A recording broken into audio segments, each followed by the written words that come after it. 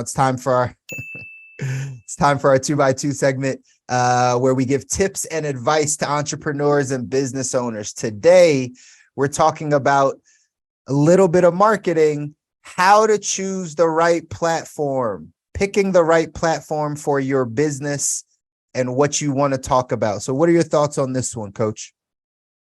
I think this is one that is both important, but shouldn't be the thing that bogs you down in terms of pursuing your business or your entrepreneurship endeavors.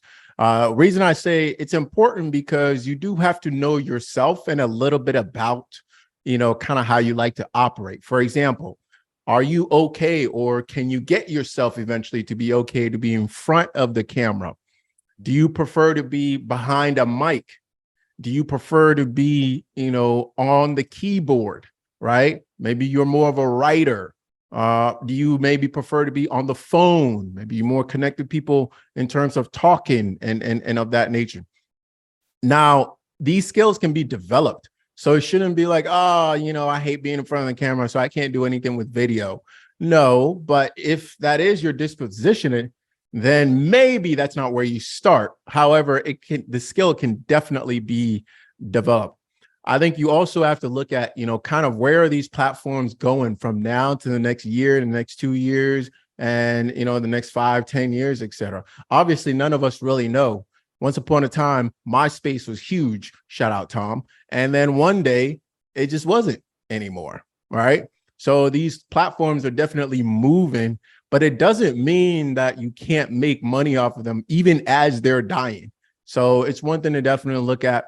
I believe both of us are on all platforms pretty much. Mm-hmm. I will say though, looking back, I do think Alex Hormozi's 1-1-1 rule is probably the place to start. And if you don't remember, it's one avatar, one person you're serving, one offer with which you're serving them on with, and then one platform with which you reach these individuals. So you also want to look at who are the people that you're trying to help and where do they typically reside, right? So there's a lot of little nuances as to selecting which platform should be on, but don't let that be the thing that lets you never start. You might as well start somewhere and you're going to learn along the way and make adjustments that way.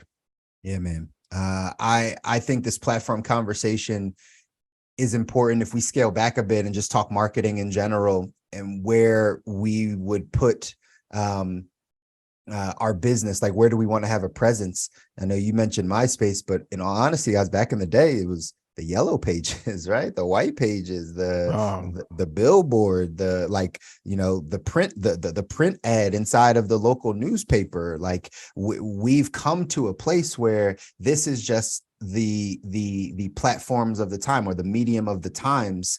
But before, like marketing always had to get done. It was very expensive to get on television, right? To actually have a commercial spot. So most people did some type of print.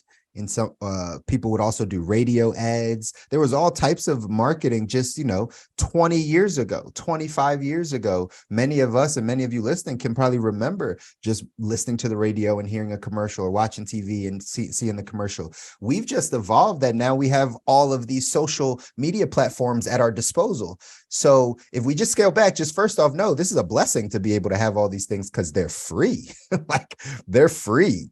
Right. And so at the end of the day, if it's free, this is basically free marketing. Now, some people choose to pay money and boost ads and put some paid advertisement out there. Sure, you have that ability to do that.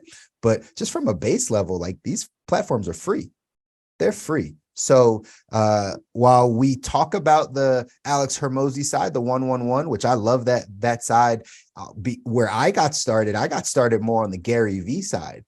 And the Gary Vee side was more of like all platforms and then learn the nuances of all platforms and make content contextual to the platforms. So if you are, and this is where learning your audience and learning your market, because both sides can work. 1-1-1, that can work. Gary Vee, spread it all across all of them, but be strategic about what content is going on what platform. That's not meaning smear it all, like create one piece of content and put it on Facebook, Instagram, TikTok, LinkedIn, do the same thing all the way across. That's not what Gary Vee talks about. What he talks more about is knowing and understanding the nuances of the platform. So in a quick example, he would say something like, if you think of Instagram, TikTok, Facebook, LinkedIn, YouTube, right? Take 5 social channels and you compare that to 5 cable channels.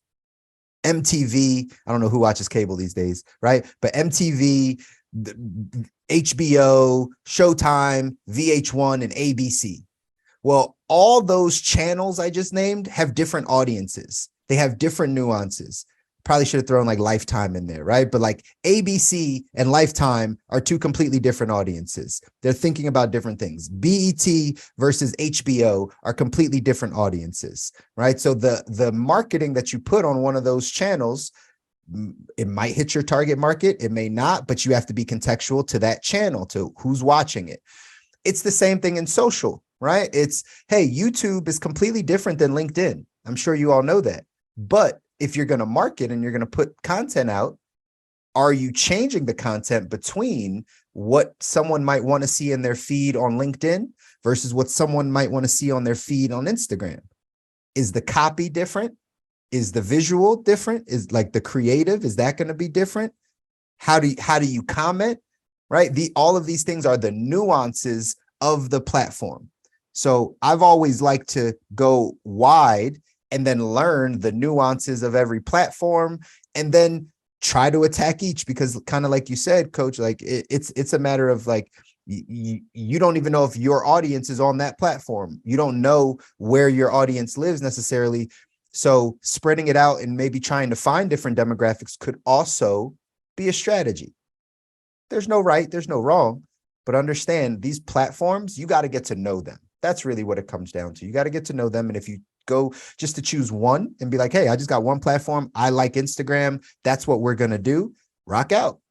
You'll do very well if you can now learn the nuances, learn what does well in Instagram, learn what does well Reels versus, going on Threads and having it go into your Reels, like all that stuff. If you learn that, you'll be successful. Or you can spread it out and start learning all the different nuances of all the platforms. And maybe as you try and test, you might see, oh, I thought I liked Instagram, but really LinkedIn is where I like to play. And LinkedIn is where my market likes to play because I get the most engagement over there. So once I've tested it, then I'll just go that direction. But understanding the platform is key. That's the message, y'all. Thank you for tuning in to another episode of The Good Life. If you enjoy this episode, please take a moment to subscribe and like our channel. If you have any feedback or suggestions for future episodes, please leave us a comment down below. If you're listening to the podcast audio version, we appreciate you just as much. Thank you for tuning into The Good Life Show. We believe that everyone has the potential to live their best life, and we hope our show helps you get that one step closer to achieving your goal. If you know someone who would benefit from our show, please share it with them, and thank you for your continued support. That's it for another week's episode here on The Good Life. We'll see you next week for another inspiring conversation.